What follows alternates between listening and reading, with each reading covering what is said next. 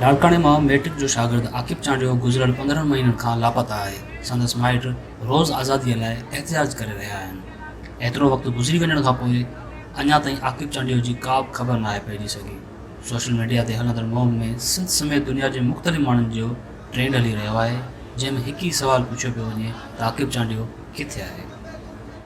आकिब चांडियो जी अमड़ आहियां। 3 मई 2018 में मुंहिंजो पुटु खणी खंभे गुम कयो वियो आहे, जंहिंजो हिन महिल सूदो को बि पतो न पियो आहे त मुंहिंजो पुटु मसूम कहिड़े हाल में आहे, काथे आहे। मां इमरान ख़ान खे अपील थी कयां त मुंहिंजे पुट खे ज़ाहिर करायो वञे। शाज़िया चांडियो लापता आकिब चांडियो जी सिस्टर जीअं त 3 मई 2018 ते मुंहिंजे भाउ आकिब चांडियो खे खणी खंभे गुम कयो वियो हो, जंहिंजो हींअर ताणी को बि पतो न पइजी सघियो आहे त आकिब किथे आहे, कहिड़े जेका जुर्म में उनखे खयो वियो आहे। अगरि अव्हां जी नज़रनि में आकिब जेको ॾोह आहे त उनखे अदालत में पेश कयो वञे। ऐं चीफ जस्टिस के चीफ ऑफ आर्मी खे ऐं ख़ासि करे इमरान ख़ान खे अपील थी कयां त मुंहिंजे भाउ आकिब चांडियो लाइ नोटिस वरितो वञे ऐं उनखे जल्द जेका तमामु जल्द जेको आज़ादु कयो वञे।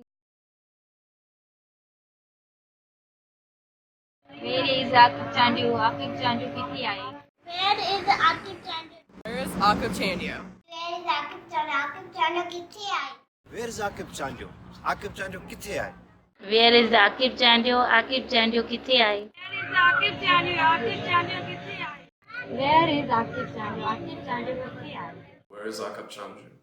Where is Akib Chandu? Akib Chandu किथे आहे? Where is Akib Chandu? Where is Akib Chandu?